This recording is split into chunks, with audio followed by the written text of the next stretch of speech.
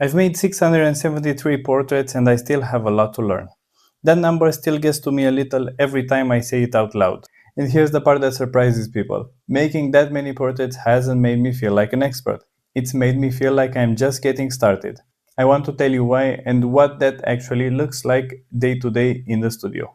I always wanted to paint portraits, for years before I ever did, but I didn't think I could. Mostly because of one idea everyone repeats without thinking, that talent is the thing you need. That some people are just born seeing faces correctly and some people aren't, and that's the end of the conversation. They couldn't be more wrong. I know that because I have proof. 673 pieces of proof sitting in folders and on walls in collectors' homes. I started anyway, not because I felt ready, but because I started. No structure, no formal portrait training, I just went at it one face at a time for 6 or almost 7 years now. Most people assume that after this many years, this many faces, you become an expert. You stop struggling, the hard part is supposed to be behind you. That hasn't been my experience. Some days I still make a bad drawing, some days the modeling, the way the paint builds the form of a face, just doesn't come together, and I can feel it failing in real time. I had to learn to accept that, to put the brush down, walk away, and come back the next day and try again. If something resists coming into the world, I try not to force it. Forcing it ruins the fun of making the work in the first place, and honestly, a forced portrait looks forced. There's a kind of tightness in it, almost like the face itself is straining. I call it constipated because that's exactly how it looks like when you push too hard. The portraits that work are usually the ones I let happen, not the ones I forced into existence.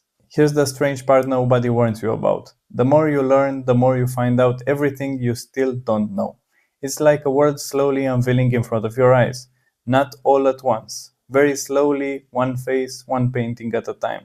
I'm still finding new things, new problems I didn't know existed, new solutions I didn't have access to 5 years ago. It's like getting a fresh pair of glasses. Suddenly you see the things from a new angle you didn't even know was missing before. Although mine are cylindrical lenses, knowing me, slightly distorting what I actually see. And yes, I probably need to update the prescription, but that's a story for a different video.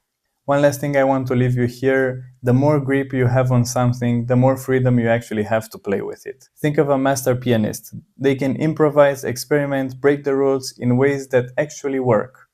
In ways a beginner simply can't, because the beginner is still holding on with both hands just to keep the piece together. That's where I feel I am with portraits right now. Not at the end of the learning, somewhere in the middle of it, finally loose enough to actually play. I want to start filming more of this process, not just the finished portraits, but the in-between, the bad days, the walk away and came back days, the ones that don't make it, and the ones that surprise me. Because I think people assume a painter with this many portraits behind them has it all figured out. And the honest answer is no, not even close. And I think that's actually the more interesting story. I'm still a student of the face. I think I'll be the student of the face for the rest of my life, and I'm okay with that. More than okay, actually. It's the part that keeps me coming back. So that's 673 portraits, 6 or 7 years, and still a long way to go. If you ever made something, anything, enough times that the number itself surprised you, tell me in the comments. I'm curious what your number is and what it taught you that you didn't expect. Thanks for watching. I'll see you in the next one, back in the studio with face number 674.